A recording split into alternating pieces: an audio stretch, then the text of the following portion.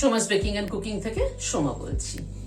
সামনে পয়লা বৈশাখ আসছে। পয়লা বৈশাখের দিন আমরা সবাই বাড়িতে ভালো মন্দ কিছু রান্না করে থাকি। সেই উপলক্ষে আজকে আপনাদের সাথে শেয়ার করছি রুই মাছের মালাইকারি। আমরা তো চিংড়ি মাছের মালাইকারি খেয়েছি, এবার আমরা চলুন রুই মাছের মালাইকারি দেখে নিই কি করে কি দিয়ে করলাম। এখানে 4 পিস রুই মাছ নিয়েছি, হাফ চামচ নুন দিয়ে দিচ্ছি, অল্প একটু হলুদ দিয়ে দিচ্ছি। মাছে যখন নুন হলুদ মাখানো হয় তখন কিন্তু খুব একটা বেশি হলুদ দিলে পরে কিন্তু যখন মাছটা ভাজা হবে তখন কিন্তু তেলটা কিন্তু পুড়ে পুড়ে যায়, একদম বেশি হলুদের জন্য তেলটা পুড়ে যায়। সেই জন্য মাছে যখন নুন হলুদ মাখানো হবে তখন হলুদের পরিমাণটা একটু কম দিলেই ভালো।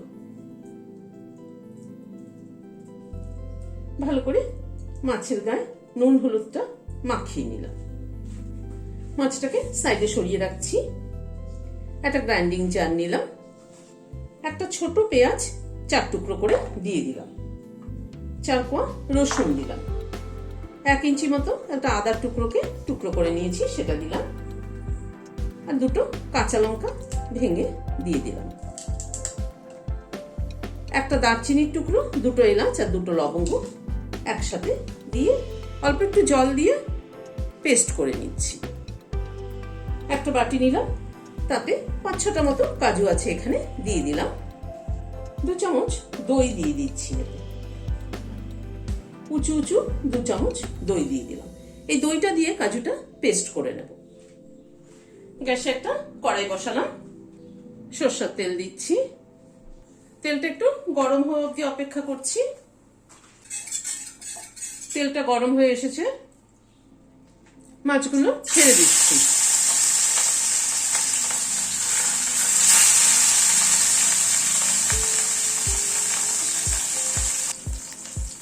মাছগুলো উল্টে দিচ্ছি।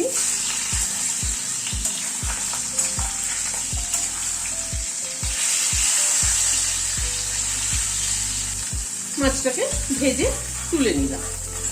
খুব একটা বেশি কিন্তু ভাজিনি, মাছটা হালকার উপরেই ভেজেছি, কারণ মালাইকারি, কালিয়া এগুলো সমস্ত মাছ কিন্তু একটু হালকা করে ভাজলেই ভালো লাগে বেশি। আর 2টো পিস দিয়ে দিচ্ছি।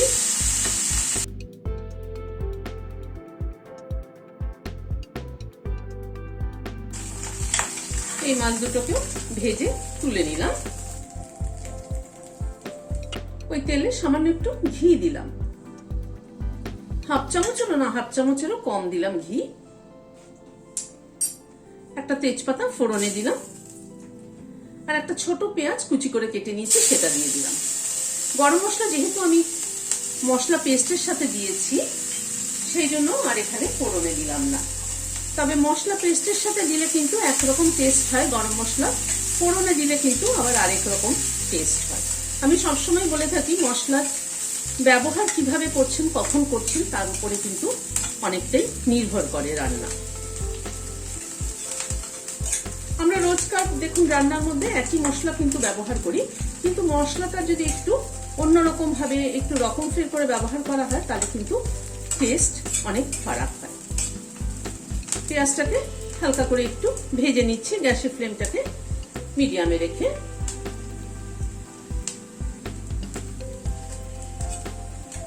পেঁয়াজটাকে মিনিট 2 সময় ধরে একটু হালকা করে ভেজে নিলাম। এবার এই মশলার পেস্টটা যেটা করে রেখেছি সেটা দিয়ে দিচ্ছি।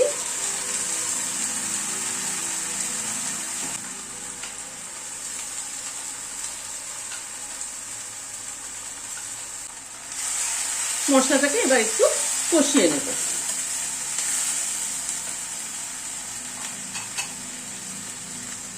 মশলাটাকে মিনিট খানেক একটু নাড়াচাড়া করে নিলাম।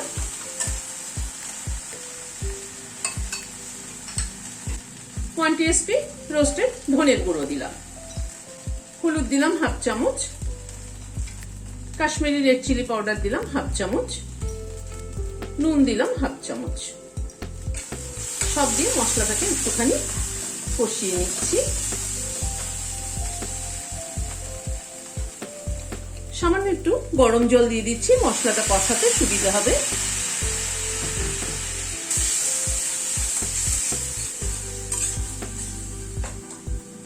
মশলা যত ধীরে ধীরে গ্যাসের ফ্লেমটাকে কম করে দিয়ে কষাবে তত কিন্তু তরকারির টেস্ট ভালো হবে। এটা আমি যদিও সব ভিডিওতে বলে থাকি, কিন্তু নতুন যারা দেখছে তাদের জন্য আবার করে বলা। মশলাটাকে মিনিট 2-3 সময় ধরে কষিয়ে নিলাম।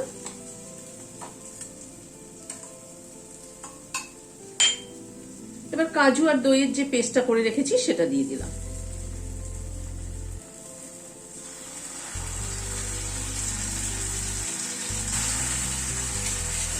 গ্যাসের ফ্লেমটাকে একদম কমিয়ে দিয়ে একটু নাড়তে হবে।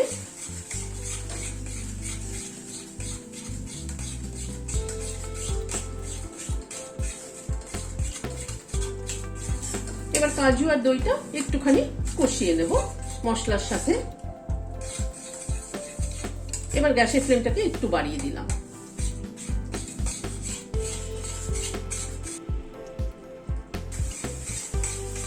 আবারও প্রায় মিনিট 2 সময় ধরে কষিয়ে নিলাম।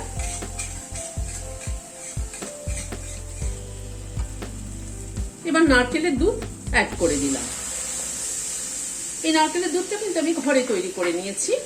নারকেল খানিকটা নিয়ে মিক্সিতে চালিয়ে নিয়েছি, চালিয়ে নিয়ে তারপরে গরম জলে একটুখানি ভিজিয়ে রেখে ওটাকে ছেঁকে নিয়েছি। আজকে আমার কাছে রেডিমেড নারকেলের দুধ অ্যাভেলেবেল ছিল না, তাই আমি এইভাবে করে নিলাম। সবসময় তো দেখুন সবার কাছে অ্যাভেলেবেল থাকে না, সবসময় এইভাবেও কিন্তু করে নেওয়া যায়। মাছগুলোকে দিয়ে দিচ্ছি।